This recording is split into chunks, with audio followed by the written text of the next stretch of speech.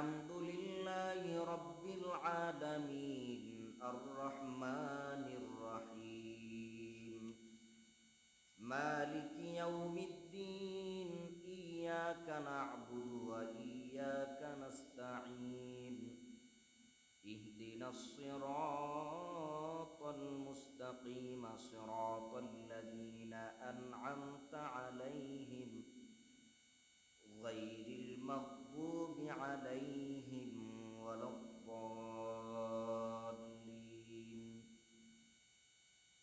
وقال رسول الله صلى الله عليه وعلى آله وسلم في فاتحة الكتاب شفاء من كل داء أو كما قال النبي عليه الصلاة والسلام صدق الله مولانا العظيم وصدق رسوله النبي الأمي الكريم ونحن على ذلك من الشاهدين والشاكرين والذاكرين والحمد لله رب العالمين.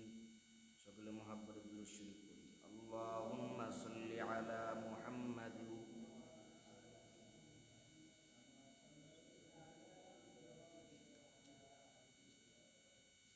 ইন্নাকা হামিদুম মাজিদ। اللهم بارك على محمد وعلى آل محمد كما باركت على إبراهيم وعلى آل إبراهيم إنك حميد مجيد. سبحان الله وبحمده سبحان الله العظيم. سبحان ربك رب العزة عما يصفون سبحانك لا علم لنا إلا ما علمتنا إنك أنت العليم الحكيم. رب اشرح لي صدري ويسر لي أمري واحلل عقدة من لساني يفقهوا قولي. अमल से बनती है जन्नत भी जहन्नम अमल से बनती है जन्नत भी जहन्नम खाके फितरत तुम्हें नानारू है ननूरी खाके फितरत तुम्हें नानारू है ननूरी. अल्हम्दुलिमन क़द्दर खैर अल्हम्दुलिमन क़द्दर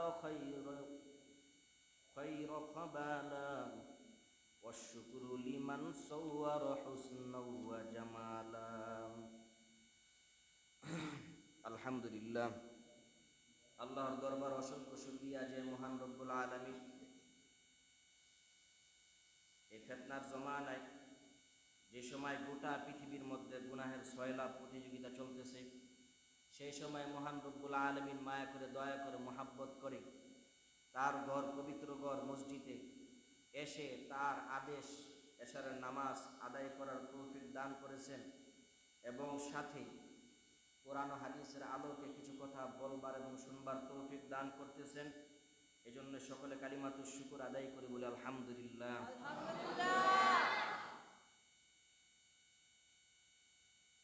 এটা এমন একটা মজলিস, এই মজলিসে আল্লাহ পাক যাকে পছন্দ করবেন তাকে আনবেন।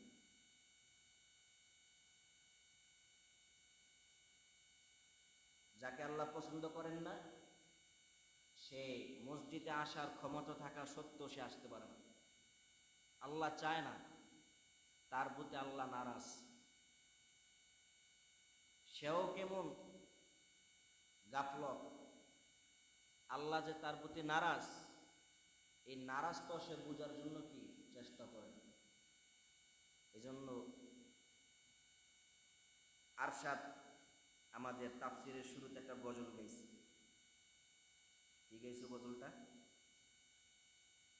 কবরই কি চিন্তা করে দেখো না, কবরই কি যাইবা। এই চিন্তা যদি আমরা সকলে করতাম, এই চিন্তা যদি করতাম, তো সমাজের মানুষ না, সমাজের যত ভূত আছে সবগুলা মসজিদে আসে। ঠিক না বেঠিক? চিন্তা করে না, গরু যেরকম খায়, কুকুর যেরকম খায়, অন্য প্রাণীরা যেরকম খায়, মানুষও কি এরকম খায়। তাদের তো বিবেক নাই, আল্লাহ দেন নাই। বিবেক না থাকা সত্ত্বেও তারা অনেক কিছু চিন্তা করে। গরুর গলায় একটা দড়ি লাগাই দিলে, কার হাতে যদি দড়িটা থাকে, মালিকের হাতে, গরু বুঝে আমি দৌড় দিলে মালিক কষ্ট পাইবে।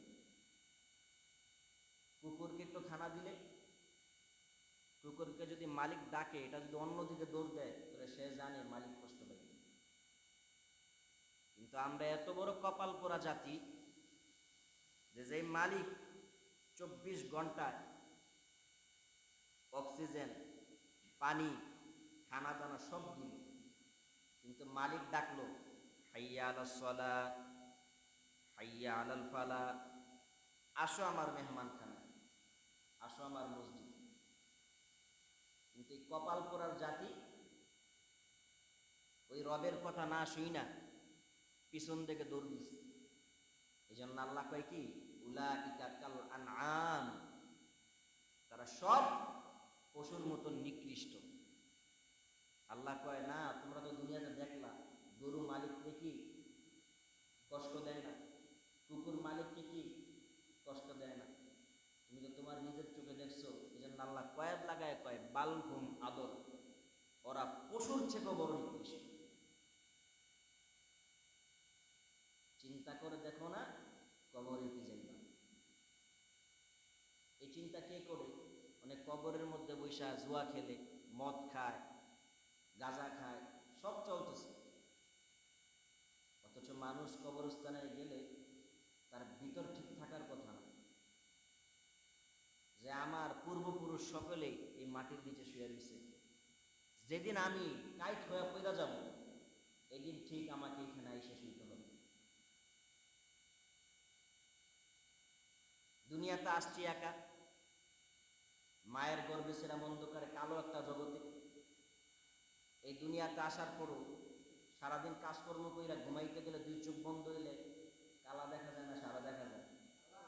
বলেন, কালো।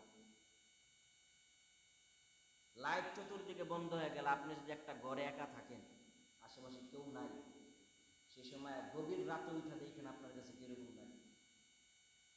কোন আওয়াজ নেই, নিশ্চুপ। এটা দ্বারা বান্দার আল্লাহ তাআলা সতর্ক দেয় যে কবরটা এরকম হয়ে।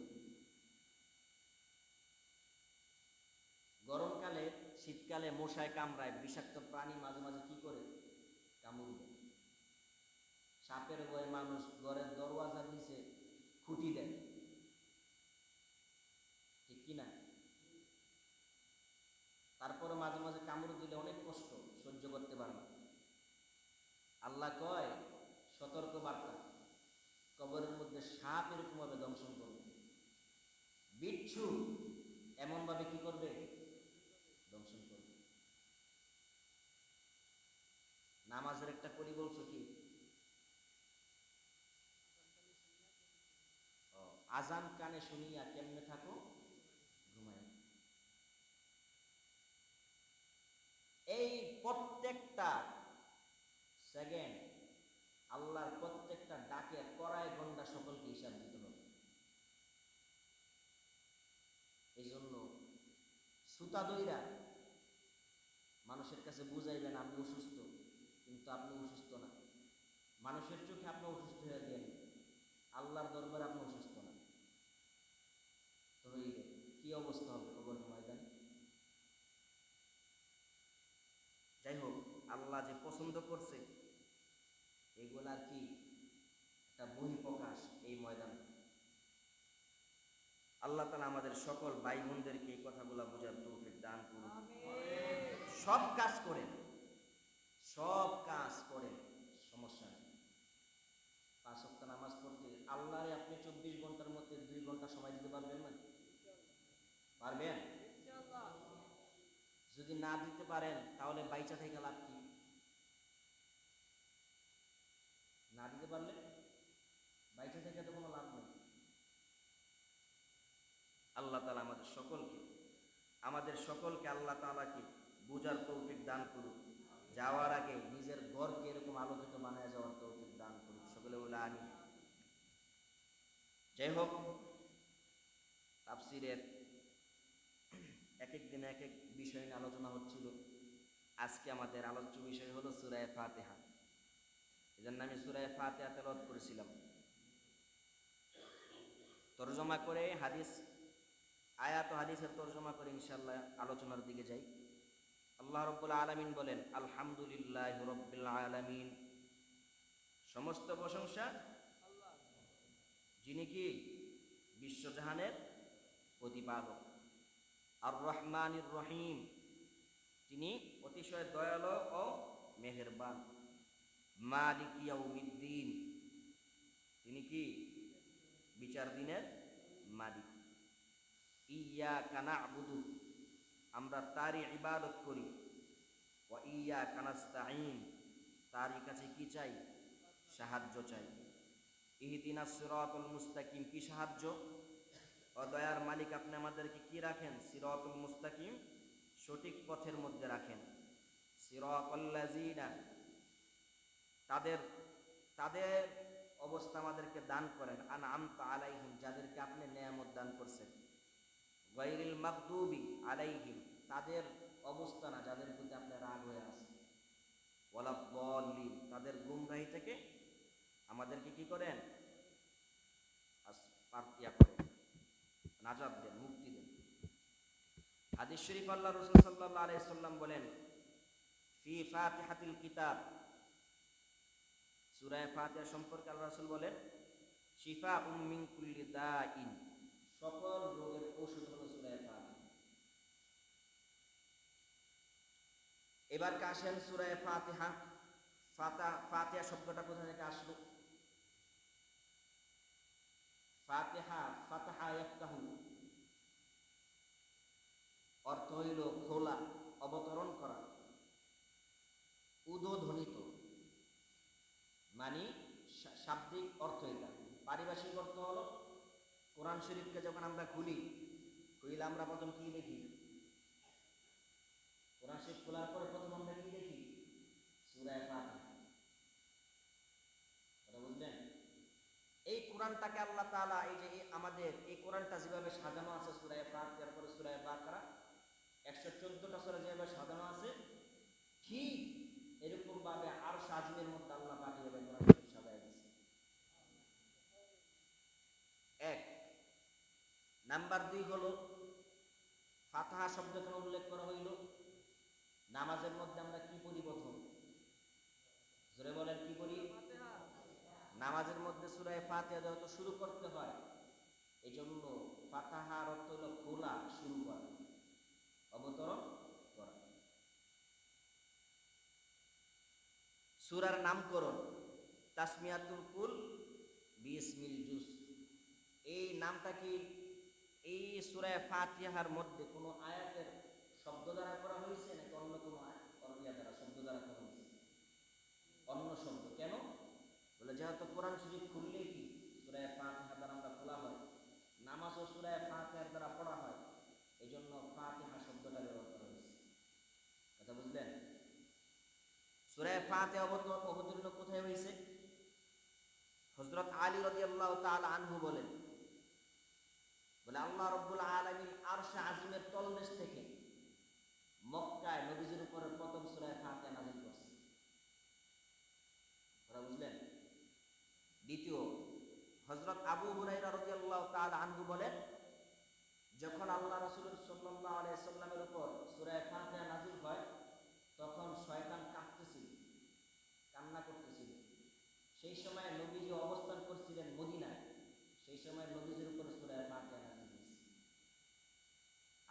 রাদিয়াল্লাহু তাআলা আনহু বললেন সূরাটা মক্কায় নাজিল হয়েছে। হযরত আবু হুরায়রা রাদিয়াল্লাহু তাআলা আনহু বলছেন সূরাটা কোথায় নাজিল হয়েছে? মদিনায় নাজিল হয়েছে। দুজনের কথার সমাধান কি? মুফাসসিরিনে কেরাম বলেন যে আল্লাহ পাক দুনিয়ার মধ্যে পূর্ণভাবে সূরা ফাতিহা দুইবার নাজিল করছে। কয়বার? দুইবার নাজিল করছে।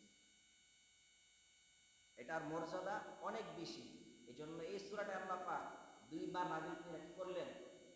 এটার মর্যাদা বুঝালেন। তারপরে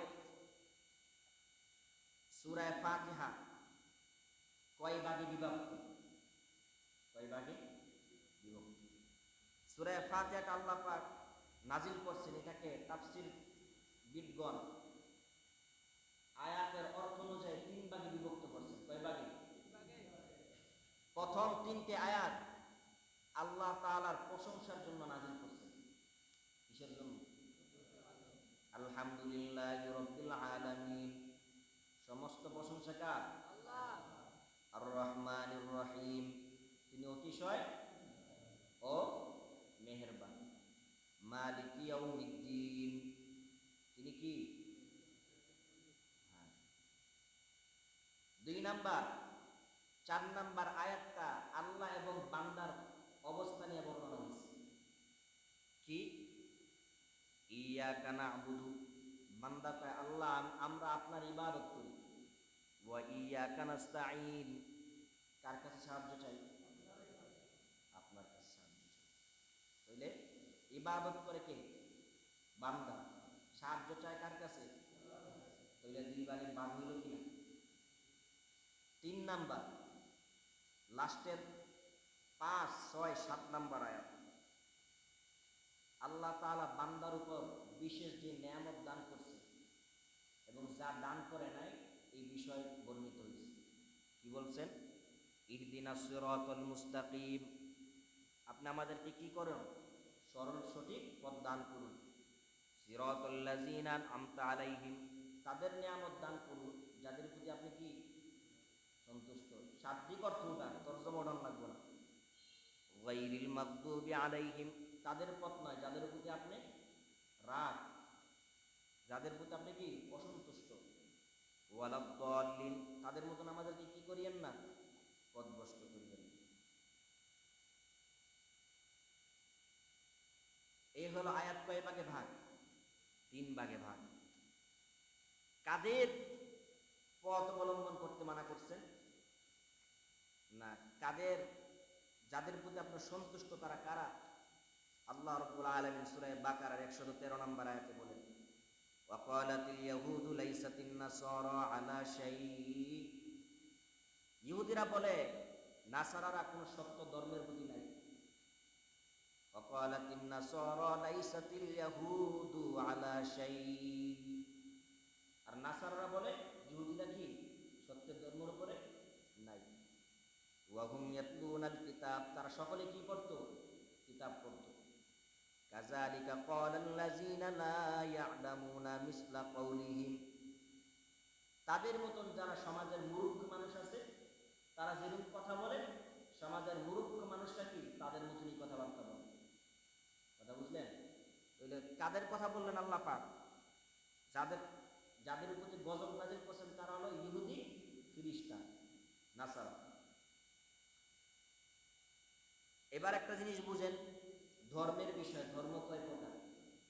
ধর্ম কয় প্রকার? 3 প্রকার। কয় প্রকার? 3 প্রকার। ধর্ম কত প্রকার?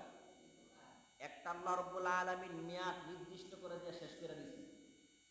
এটা হলো আমাদের ধর্মের পূর্বে যে ধর্ম ছিল ইহুদি নাসারাদের ধর্ম, ঠিক কিনা? ইহুদি ধর্মের যখন বনি ইসরাইলের যত নবী ছিলেন তারা যতদিন এই দুনিয়ার মধ্যে ছিলেন ততদিন আল্লাহ পাক ইহুদি ধর্মের সব প্রচলন কি রাখছেন? চালু রাখছেন। কথা বুঝলেন?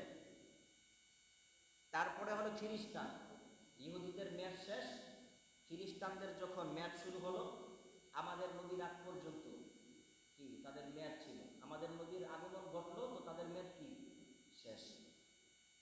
দ্বিতীয় নাম্বার ধর্ম হলো যে ধর্মের মেয়াদ হলো জান্নাত পর্যন্ত। কি? মৃত্যুর সময় তো নিশ্চিত এই ধর্মের প্রতি সকলের ইমান ইমান থাকতে হবে। এই ধর্মের প্রতি কি থাকতে হবে? ইমান থাকতে হবে। কিয়ামতের ময়দানে ইমান সম্পর্কে আল্লাহর কাছে কি সাক্ষী দিতে হবে, ঠিক কি না? জান্নাতে যদি সাক্ষী দিতে পারে তাহলে এই ধর্মের উপরে থাকার কারণে আমরা জান্নাতে যেতে পারবো। নাম্বার 3 হলো যে ধর্ম কোনো রবের পক্ষ থেকে না, মানবদের পক্ষ থেকে। হিন্দু ধর্ম, বৌদ্ধ ধর্ম, হ্যাঁ, উপজাতি, এরকম যত ধর্ম আছে এই সব ধর্মগুলা কি মানুষের বানানো ধর্ম। এগুলার কি কোনো মেয়াদও নাই, কিছুই নাই। এদেরকে শরীয়তের ভাষায় মুশরিক বলা হয়। কি বলা হয়? মুশরিক। অগ্নি পূজারী, এগুলা নবী সাল্লাল্লাহু আলাইহি সাল্লামের জন্মের আগে থেকে শুরু হয়েছে। এটার সূচনা শুরু হয়েছে নূহ আলাইহিস সালামের যুগ থেকে, কিন্তু এটার পূর্ণ প্রকাশ পাইছে আমাদের নবী সাল্লাল্লাহু আলাইহি সাল্লামের জন্মের আগ থেকে। আপনারা বুঝলেন? তাহলে এই খ্রিস্টান এদের মতন আমাদেরকে কি আল্লাহ আমাদেরকে বানায়েন না, আমাদের উপর আপনি তাদের মতন কি হয়েন না, অসন্তুষ্ট হয়েন না, তাদের মতন গুমরা আমাদেরকে বানায়েন না। এবার আসেন সূরা ফাতিহা সম্পর্কে কিছু আমরা। সূরা ফাতিহা তো একটা নাম বললাম, এই সূরা ফাতিহার কি আর কোনো নাম আছে কিনা? এই সূরা ফাতিহার বিভিন্ন তাফসীরগণ অনেক নাম লিখছে, তবে ইবনে কাসিরের মধ্যে সূরা ফাতিহার নাম লিখছেন 18টি। কয়টি? 1 নাম্বার উম্মুল কুরআন। কোরআনকে কি বলা হয়? উম্মুল কুরআন বলা হয়, মানে কোরআনের মা। কি বলা হয়? এই যে আল্লাহ পাক পুরা যে 30 পারা কোরআনটা দিলেন, এই পুরা 30 পারার মধ্যে যা বিধান আছে, যা ঘটনাবলী আছে, সবগুলা সংক্ষিপ্ত আকারে সূরা ফাতিহায় দিলেন। কোথায় দিছেন? আর সূরা ফাতিহার মধ্যে যা আছে, আলহামদুলিল্লাহি রাব্বিল আলামিনের আলহামদুর মধ্যে ঢুকাই দিছে। কোথায়? আলহামদুর মধ্যে পুরা কোরআন শরীফ আছে। এই আলহামদুর সব বিষয়টা আলিফ লামের মধ্যে আল্লাহ পাক ঢুকাই দিছে। এই আলিফ লামটা আল্লাহ পাক বিসমিল্লাহর মধ্যে দিয়ে দিয়েছেন, আর পুরা বিসমিল্লাহটাকে বিসমিল্লাহর বার মধ্যে দিয়ে দিয়েছেন। এটা বুঝলেন? এটা হইল কি? উম্মুল কোরআন। এই কোরআনের আরেকটা নাম হলো উম্মুল কিতাব। কি? কিতাবের মা। এটা কি? কিতাবের মা। নাম্বার 3 আল কুরআনুল আযীম, মহা কোরআন। এই কোরআনটা কি মহানা নাকি নাকি সংক্ষিপ্ত? অল্প না বেশি? বেশি। এটা যদি পুরা কোরআন না, সূরা ফাতিহা যদি নিয়ে আলোচনা শুরু করি, আমাকে যদি 100 বছর হায়াত দেওয়া হয়, তারপর আমি সূরা ফাতিহার তাফসীর করে শেষ করতে পারবো না। তাহলে কোরআন মহান নাকি অমহান? মহান। কেন মহান? পৃথিবীর মধ্যে যত তাফসীর লেখা হয়েছে, বাগদাদের মধ্যে একটা তাফসীর আছে, তাফসীরের নাম হলো হাদাইক যাতা বাহজা। তাফসীরের নাম কি? হাদাইক যাতা বাহজা। এই তাফসীরটা লেখা হয়েছে 1000 খণ্ডে। কয় খণ্ডে? বিসমিল্লাহর তাফসীর লেখছে 5 খণ্ড। কত খণ্ড? প্রত্যেক খণ্ডের পৃষ্ঠা আছে 500। তাহলে বিসমিল্লাহর তাফসীর কয় পৃষ্ঠা হয়েছে? 2500, 2500 পৃষ্ঠা হয়েছে। যিনি তাফসীর লেখছেন তিনি 5 নাম্বার খণ্ডে নিচে লেখছেন, আমি এলেমের সাগরে ডুব দিলাম যেমন একজন ডুবুরি তিনি আটলান্টিক মহাসাগরে ডুব দেন। বলুন তো, ওই ডুবুরি ডুব দিয়া কি আটলান্টিক মহাসাগরের যত ধরনের হীরা, জমলাক, ইয়াকুত, পাথর আছে সব কি সে পাবে? পাবে না। ওই ব্যক্তির মতন আমি বিসমিল্লাহর সাগরে ডুব দিছি, আমি যা পাইছি তা আমি আমার তাফসীরে লিখছি। আমার জানার বাহিরে অনেক এলেম বিসমিল্লাহ রয়ে গেছে। কথা বুঝলেন? এরকম বড় বড় অনেক তাফসীর আছে। ইবনে কাসির আছে, ইবনে হিশাম আছে, মারিফুল কোরআন আছে, আনোয়ারুল কোরআন আছে, নুরুল কোরআন আছে, হাদাইত জাতা বাজা আছে, হেদায়াতুল কোরআন আছে, তারপরে তাফসিরে তাওহিজুল কোরআন আছে, অভাব নাই, তাফসিরে তাহফিজুল কোরআন আছে। এরকম শত শত হাজার হাজার তাফসির কিতাব দুনিয়ার মধ্যে বড় বড় আলেম তাফসির গণরা কি করছে, লেখে গিয়েছে। নাম্বার 5, নাম্বার কত বললাম, 4 নাকি? নাম্বার 3 বললাম। নাম্বার 4 হলো সূরা ফাতিহা, যেটা আমাদের এই সূরা ফাতিহার মধ্যে আছে। তারপরে নাম্বার 5 হলো ফাতিহাতুল কিতাব। এটা যেমন কোরআন, এটার আরেকটা ভাষা নাম কি? কিতাব। কি নাম? আল্লাহ বলেন আলিফ লাম মিম যালিকাল কিতাব। এটা কি? কিতাব। এই কিতাব খোলার দ্বারা কি আমরা শুরু করি, এই জন্য সূরা ফাতিহার একটা নাম কি? ফাতিহাতুল কিতাব। কোরআনের 6 নাম্বার নাম হলো আস-সাবউল মাসানি, সাবঈ মাসানি। কেন সাবঈ মাসানি কোরআন শরীফের নাম, ফাতিহার নাম রাখা হলো? বলে সূরা ফাতিহার মধ্যে 7টি আয়াত আছে।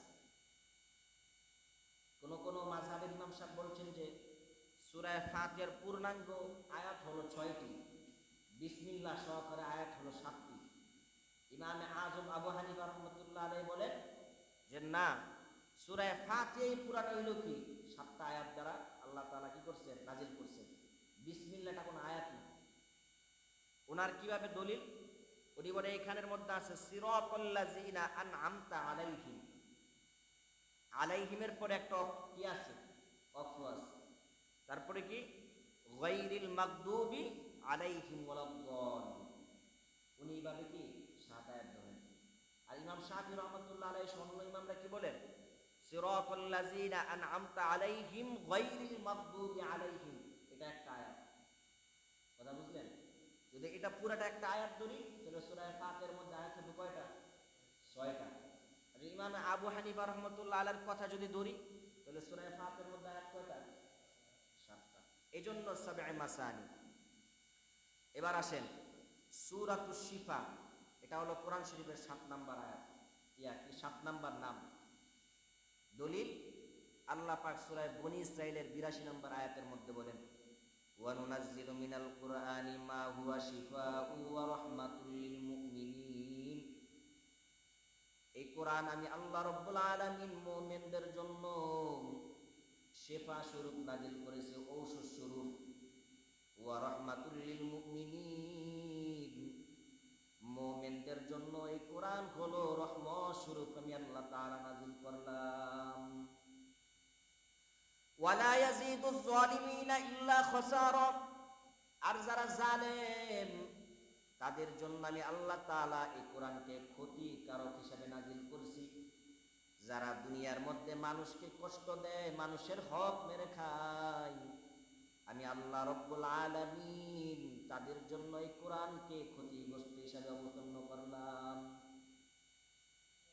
যদি কাফের বেঈমানের জন্য আল্লাহ পাক এই কোরআনকে ক্ষতিগ্রস্ত হিসেবে নাজিল করতেন, তাহলে প্রত্যেকটা কাফের যখন কোরআনের আয়াতগুলো শুনতো তাহলে তাদের অন্তরের মধ্যে রূপ বেড়ে যেত। কিন্তু না, কোরআন যে কাফের বেঈমানের জন্য একটা ঔষধ, এর দলিল হলো হযরত উমর রাদিয়াল্লাহু তাআলা আনহু।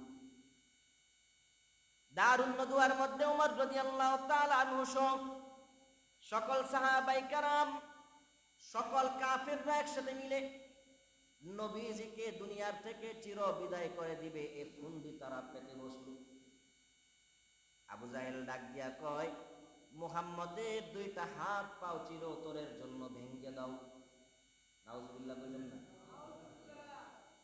অন্য ডাক দিয়া বলে না, মুহাম্মদকে জেলখানার মধ্যে আটকায়া দাও, এখানের মধ্যে তার উপর টর্চার শুরু করে দাও।